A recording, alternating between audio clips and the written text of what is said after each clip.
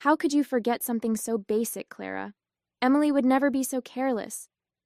Beatrice's sharp tone cut through the soft hum of the kitchen fan, her words wrapping around me like a noose.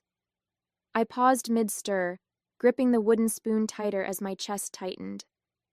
The pot of soup simmered on the stove, its aroma filling the air, but all I could smell was the bitterness in her words. My name is Clara Mason.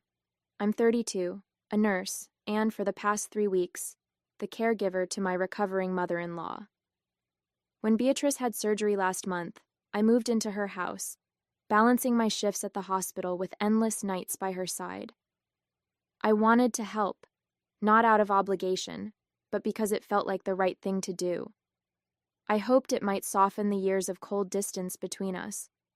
But no matter how much I tried, it seemed my efforts were always invisible, overshadowed by Emily, her perfect daughter, who breezed in once a week, smiling for the camera before leaving just as quickly.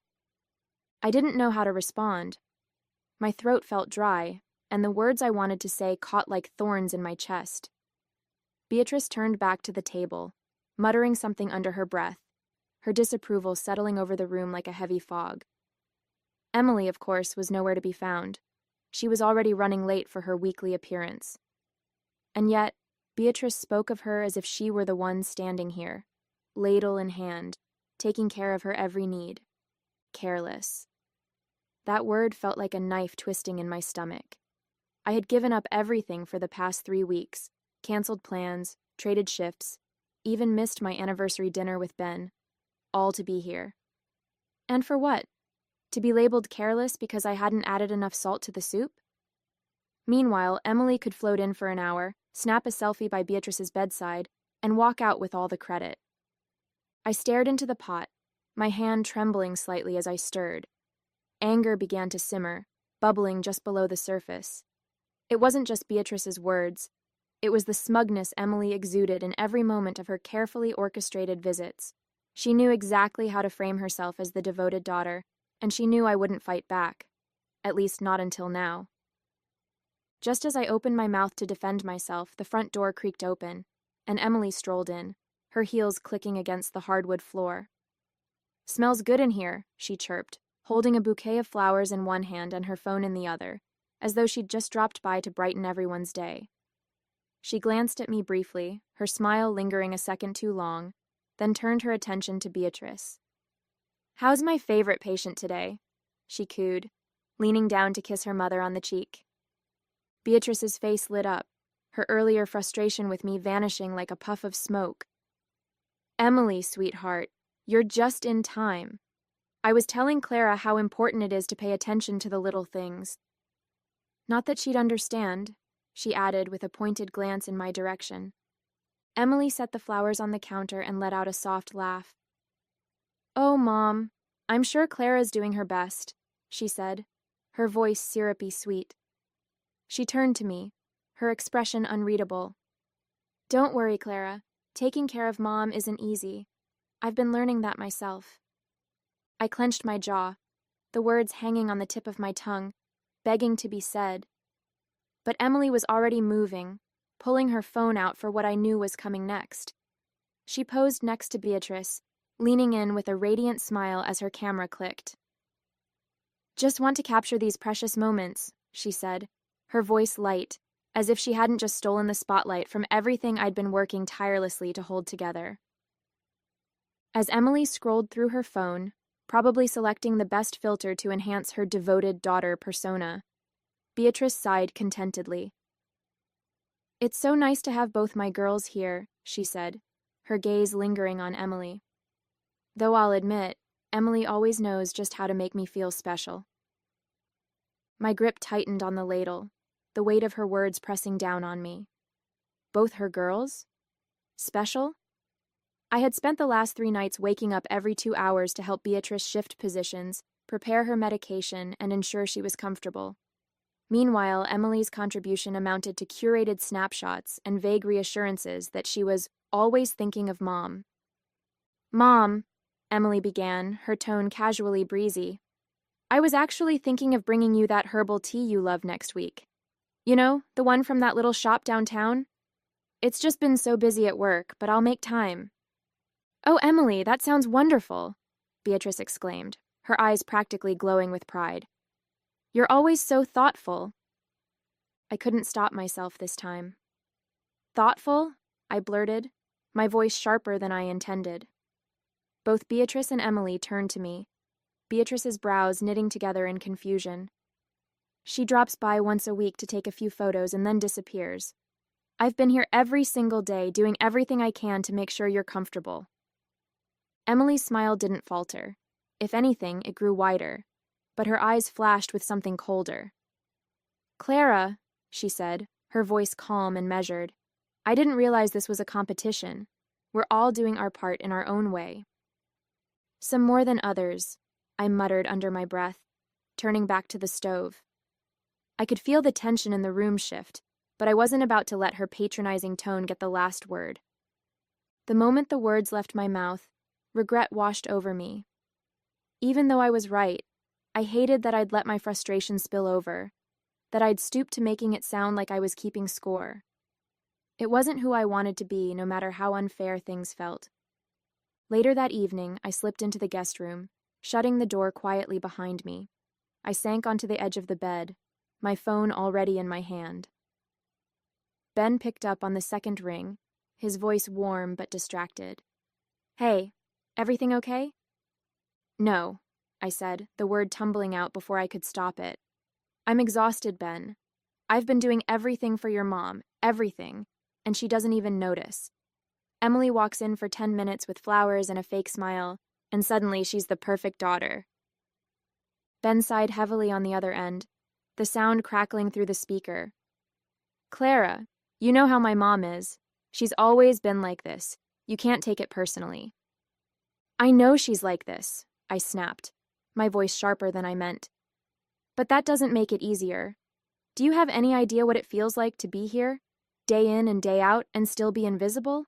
I stopped, swallowing the lump in my throat. I just needed you to understand. Ben's voice softened, a hint of concern cutting through his usual practicality. Clara, maybe it's time to take a break. You've done more than enough. You've done everything, honestly. Why don't you come home for a week? Let Emily step up for once. I miss you, and you need to take care of yourself, too. His words caught me off guard, the knot in my chest loosening slightly. The thought of going home, of sleeping in my own bed and being with Ben, was so tempting it almost hurt. But then I thought of Beatrice, her frailty, her stubbornness, and the nagging guilt in my stomach returned. I don't know, I said quietly. What if she needs me? She'll manage, Ben said firmly. You've been more than generous, Clara. It's okay to step back. You're not a bad person for putting yourself first for once. Ben and I lived 2 hours away in a small apartment we'd made our home over the last 5 years. When Beatrice's surgery was scheduled, I'd offered to move in temporarily to help with her recovery. Ben had wanted to be there too. He adored his mom despite her quirks, but his job was at a critical point, with deadlines he couldn't ignore. He'd called every day to check in, always asking how I was holding up, but I knew it weighed on him that he couldn't be here to share the burden. As much as I missed him, I couldn't blame him. He was doing the best he could, just like I was. I sighed, gripping the phone a little tighter. I don't know, Ben, I said finally. It's not that I don't want to come home, I do. I miss you, and I'm exhausted. But I can't just leave her like this. She still needs someone here. There was a brief silence on the other end before Ben spoke again, his voice calm but firm. I get it, Clara. You care about her, even if she doesn't always show it. Just think about it, okay? You've done so much already. It's not selfish to take care of yourself, too. I'll think about it, I said quietly, my throat tightening. I promise. It felt like the right thing to say, even though I wasn't sure if I could really let myself walk away. The next morning, I found Beatrice in the living room, sitting upright in her chair with the television on low. She didn't look up as I entered, her attention fixed on a weather report. I hesitated, wondering if I should start the conversation with a simple, "Good morning." But before I could speak, She turned to me with a pointed look. "Clara," she said, her tone already laced with irritation. "I couldn't help but notice how late dinner was last night. It's not good for my digestion to eat that late, you know." I blinked, taken aback. "Dinner was ready as soon as Emily left. I thought we agreed." "Yes, because you didn't have it prepared earlier," she interrupted, her words sharp. "When Emily is here, everything feels more put together. She doesn't need to be told what to do." I clenched my hands at my sides, biting back the words I wanted to say. "Emily stayed for less than an hour," I replied carefully. "She didn't even stay for dinner." "That's not the point," Beatrice snapped, leaning forward slightly. "Emily knows how to handle herself. She doesn't wait for me to tell her when or how to do things. She's considerate." I let out a slow breath, trying to keep my composure. "I've been here every day, Beatrice. I've been doing everything I can to make sure you're comfortable." "And yet, somehow, it always feels like a struggle," she shot back, her voice growing colder. "You're here physically, Clara, but emotionally, you're checked out. You don't seem like you actually want to be here." Her words struck like a blow, my chest tightening. "That's not fair," I said, my voice trembling despite my efforts to stay calm. "I've put my life on hold to be here for you. I've been—" "Sacrificing?" she cut in, her tone dripping with sarcasm. "Oh, how noble of you. If it's such a burden, Clara, maybe you should have just let Emily handle it. She's busy, yes, but at least she doesn't make me feel like I'm an inconvenience." I opened my mouth, then closed it, unsure of how to respond. The hurt and anger bubbled inside me, but I knew saying anything more would only make it worse. Instead, I straightened, my voice quiet but firm. "I'm doing my best, Beatrice. I'm sorry if that's not enough." She waved a hand dismissively, turning back to the television. "Your best isn't what I need, Clara. Emily understands me in ways you never will." The room felt suffocating, her words hanging in the air like smoke. Without another word, I turned and left, retreating to the guest room to collect myself. Tears pricked at my eyes, but I refused to let them fall. Not yet. Not in front of her. Sitting on the edge of the guest bed, I stared at the neatly folded clothes in my suitcase, my thoughts swirling. Beatrice's words replayed in my mind, each one digging deeper into the ache that had been building for weeks. No matter how much I gave, how much I tried, it was never enough. And it never would be. I picked up my phone and scrolled through my messages, landing on the last one from Ben. "You've done enough, Clara. Please come home." The words felt heavier now, but they also carried a clarity I hadn't wanted to admit before. Ben was right. I had done enough. I'd given up my time, my energy, and my peace of mind to be here, hoping it might make a difference. But nothing I did would ever compare to the pedestal Beatrice had placed Emily on. I couldn't keep sacrificing myself for someone who didn't see me, who didn't value what I was giving. I let out a shaky breath, wiping the tears that threatened to spill. It wasn't about giving up. It was about knowing when I'd reached my limit. For my own sanity, I had to stop waiting for Beatrice's approval. I had to go home. I decided to talk to Barris that afternoon. The air between us was thick, heavy with everything that had been left unsaid. My heart pounded as I stepped forward, determined to finally speak my mind. "Beatrice," I began, my voice steady but soft. "I need to talk to you."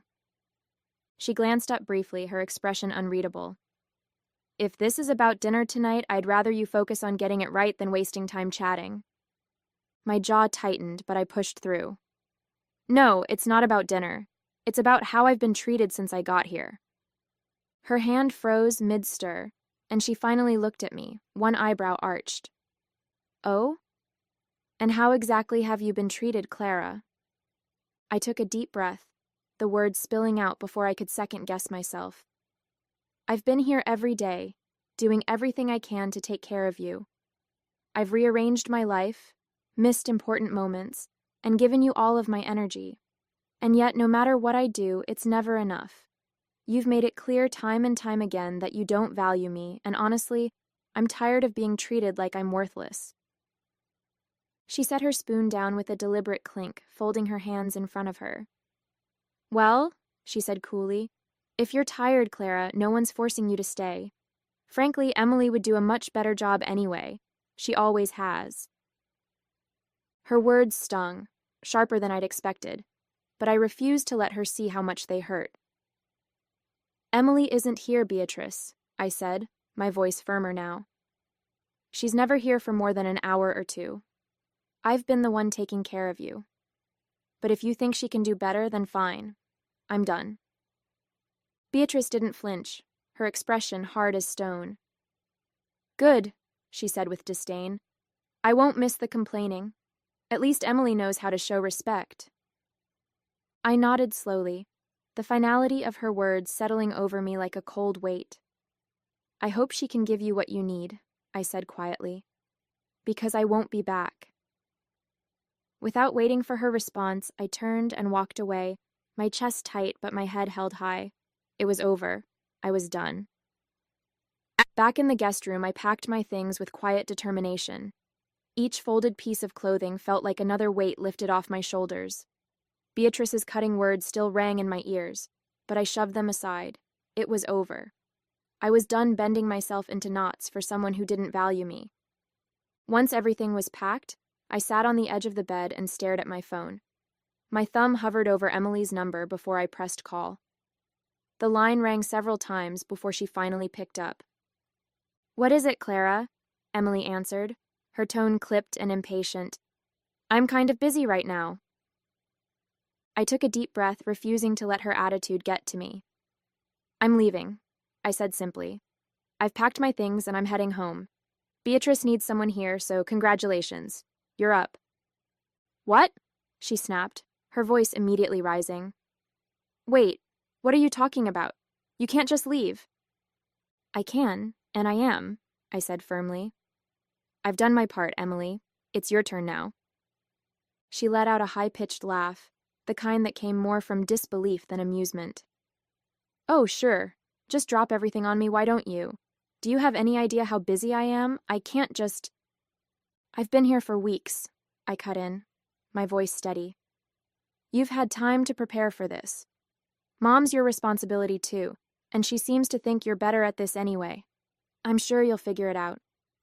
Are you kidding me? Emily shrieked, her tone growing more frantic. I don't have time to babysit her. That's your thing, Clara. You're the caretaker, not me. Not anymore, I said, my voice cold. Good luck, Emily. Before she could respond, I hung up, exhaling a shaky breath. I stood, grabbed my suitcase, and headed for the door. I didn't owe anyone an explanation. It was time to leave. 4 days had passed since I left, and I had tried my best not to think about what might be happening back at Beatrice's house. But when my phone buzzed late that evening, I saw her name flashing on the screen. A part of me wanted to ignore it, but curiosity, and maybe a bit of guilt, got the better of me. I picked up. Hello? I said cautiously. Clara, Beatrice's voice came through, shaky and strained. She sounded different, tired, maybe even desperate. I need to talk to you. I hesitated, unsure of what to say. Is everything okay? No, she admitted, the word heavy with frustration and something else I couldn't quite place. Emily hasn't been here since you left. She's barely answering my calls, and when she does, she has some excuse about work or being too busy. She promised me she'd be here. I bit my lip, resisting the urge to say I told you so. Instead, I stayed quiet, letting her vent. I've had to do everything on my own, Beatrice continued, her voice trembling. I can't even manage the stairs some days. I don't know what to do, Clara. I feel completely abandoned. Her words hit harder than I expected, stirring a mixture of emotions, sympathy, vindication, and a lingering ache of resentment. She had treated me like I was nothing, and now she was realizing what it meant to truly feel alone. I'm sorry to hear that, Beatrice, I said finally, my tone neutral. But I warned you this might happen. Emily's good at saying the right things, but she's never been the one to follow through. There was a long pause, and for the first time, Beatrice's voice softened. I didn't think she'd just leave me like this. I thought she cared. I stayed silent, not wanting to twist the knife. Beatrice was finally feeling the consequences of her favoritism, and while a small part of me felt justified, another part of me couldn't help but feel sorry for her. I took a deep breath, clutching the phone tightly. Beatrice, I'm sorry you're feeling this way. I wouldn't wish this on anyone, I began, my voice quiet but steady. But I can't just come back. Not right now. What do you mean, not right now? She snapped, her tone immediately sharp. I mean, I can't drop everything again to move back in, I said firmly, though my heart ached as I spoke. Beatrice, you treated me like I was nothing when I was there. I gave everything I could, and you made me feel like I didn't matter. I can't put myself through that again. Her response was immediate and furious. Oh, so now you're going to hold a grudge, are you? She yelled, her voice rising. You think you're so perfect, Clara? You think I didn't notice the mistakes you made while you were here? Don't act like you're some martyr. You've never been good enough for this family, and now you're proving it. Her words hit like a slap, but I kept my voice calm. Beatrice, I'm not saying I'm perfect. I know I made mistakes. But I tried. I gave everything I had, and you never saw that. And now, after everything, you expect me to come back as if none of that happened? She let out a bitter laugh, her tone dripping with anger. I should have known. You're just like everyone else, selfish. At least Emily would never abandon me like this. Emily already has, I said quietly, the words hanging in the air. There was a stunned silence on the other end before she exploded again. Don't you dare talk about Emily like that. She has her reasons, unlike you, who's just looking for an excuse to quit. Tears welled in my eyes, but I refused to let them fall. I'm sorry you feel that way, Beatrice, but I can't come back. Not like this. Before she could yell more, I ended the call, my hands trembling. The weight of her words sat heavy on my chest, but I knew I couldn't go back. Not now, and maybe not ever. 5 days passed, and I tried to move on, pushing the memories of Beatrice's anger to the back of my mind. I was starting to feel a sense of peace again, though it was fragile, held together by long walks and conversations with Ben. Then late in the evening, my phone buzzed. It was her. I stared at the screen for a moment, debating whether to answer. With a deep breath, I picked up. Hello? Clara? Beatrice's voice broke on the other end, shaky and filled with tears. Clara, I'm so sorry. Her sobs were raw, her words tumbling out in fragments. I don't know what to say. I've been sitting here thinking about everything, and I can't believe how awful I was to you. You didn't deserve any of it. I don't even know why I acted like that. You gave so much, and I threw it back in your face. I sat down, stunned. Beatrice, I started, but she cut me off. No, let me finish, she pleaded, her voice trembling. I've been so unfair to you, Clara. So blind. You didn't have to come here, but you did. You took care of me when no one else would. And I treated you so terribly. Her sobs deepened and my chest tightened. I regret it so much, she choked out. Emily hasn't been here in days, and now I see it. I see what you were saying all along. I need you to know how sorry I am. I didn't deserve your kindness, but you gave it anyway. Tears pricked at my eyes, her sincerity cutting through the pain I'd been carrying. I took a deep breath, steadying myself. Thank you, Beatrice, I said softly. That means more than you know. I don't expect you to forgive me, she whispered, her voice cracking. But I had to tell you. I'm so sorry. I sat in silence for a moment, letting her words sink in. I'll need time, I said finally, my voice gentle but firm. But I appreciate your apology. It's a start. It is, she said, her sobs quieting. I'll try to do better, Clara. I promise.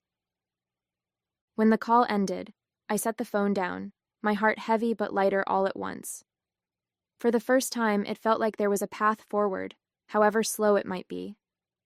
After Beatrice recovered, everything was different. She treated me with kindness and gratitude, her sharp edges replaced by genuine warmth. Each visit was lighter, filled with moments of connection instead of tension. Beatrice went out of her way to show her appreciation, and while the past couldn't be erased, it no longer weighed us down. For the first time, I felt truly valued, and that made all the difference.